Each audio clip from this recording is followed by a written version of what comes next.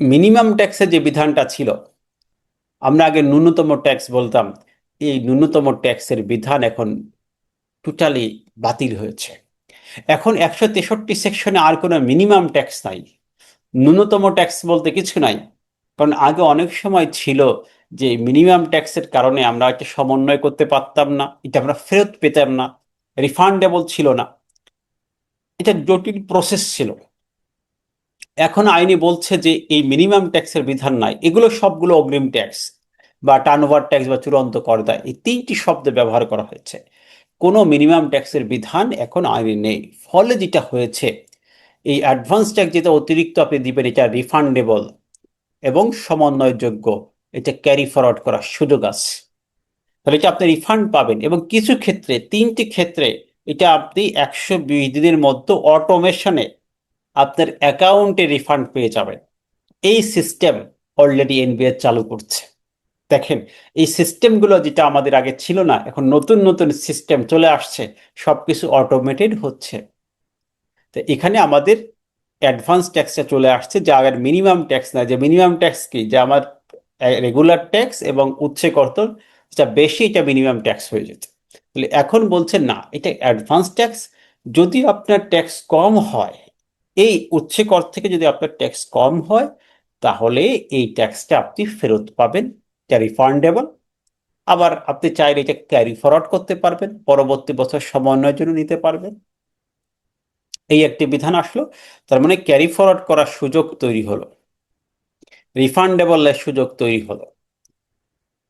এবং আমাদের যারা নতুন শিল্প উদ্যোক্তা, তাদের জন্য যে টার্ন ওভার ট্যাক্স, এটাও কমানো হয়েছে। এটা মাত্র প্রথম 3 বছরের জন্য 0.2%, খুবই কম।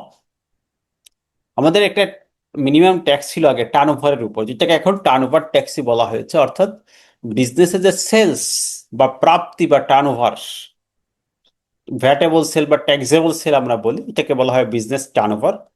সেক্ষেত্রে আমাদের টার্নওভার ট্যাক্স পে করতে হবে। শুধু কয়েকটি ক্ষেত্রে টার্নওভার ট্যাক্স নেয়, যেমন হচ্ছে সরকারি সার, নিত্য পণ্য, কমিশন, ডিও, মানি এক্সচেঞ্জ, স্বর্ণর ওপর ব্যবসা, এগুলোতে টার্নওভার ট্যাক্স নাই।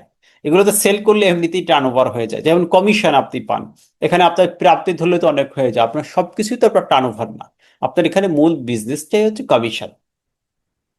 এই জন্য এই সকল ক্ষেত্রে টার্নওভার নেই, আর বাকি সকল ক্ষেত্রে টার্নওভার ট্যাক্স আছে। এখানে মূলত সব ক্ষেত্রে হচ্ছে 1%, আর এক্সেপশন এই তিনটি খাত আছে, যেমন সিগারেট, বিড়ি ইত্যাদি, কার্বোনাইট এবং মিষ্টিও পানীয় প্রস্তুত করে মোবাইল অপারেটর, এদের ক্ষেত্রে রেটগুলো ডিফারেন্ট। 3%, 2.5%, আর 1.5%। আর বাকি সব ক্ষেত্রে হচ্ছে 1%। আর আমাদের নতুন যারা শিল্প প্রতিষ্ঠান করবেন, তাদের জন্য হচ্ছে 0.2%। তাদের ক্ষেত্রে আমাদের কিছু সুযোগ দেওয়া হয়েছে।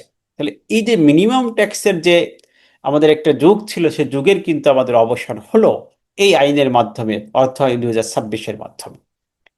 টার্নওভার ট্যাক্স থেকে ধরেন গ্রস প্রাপ্তি 50 কোটি, তাহলে 50 কোটিতে আপনার নিয়মিত কর আসে ধরেন 30 লক্ষ টাকা, আর টার্নওভার 50 কোটিতে আসে হচ্ছে 50 লাখ, তাহলে যেটা বেশি এটাকে আপনার পে করতে হবে। আমি 20 লাখ টাকা অতিরিক্ত পে হচ্ছে, যেটা আমি পরবর্তী বছর সমন্বয় করতে। তাহলে এখানে সেই ট্যাক্সটাও সমন্বয়যোগ্য, এটার মিনিমাম ট্যাক্স থাকছে না। সো আপনারা দেখছেন যে আমাদের এইভাবে করে প্রত্যেকটি জায়গায় কিন্তু এরকম 100, আমি দেখলাম 59টা সেকশনে পরিবর্তন হয়েছে। তাহলে এই ধারাগুলো যে পরিবর্তন, এটা আমাদের অবশ্যই না জেনে আমাদের কিন্তু কাজ শুরু করা, বা আমরা, আপনি যখন ক্লায়েন্টের সাথে কথা বলবেন, এই চেঞ্জেসগুলো না জেনে কিন্তু কথা বলার কোনো সুযোগ নেই।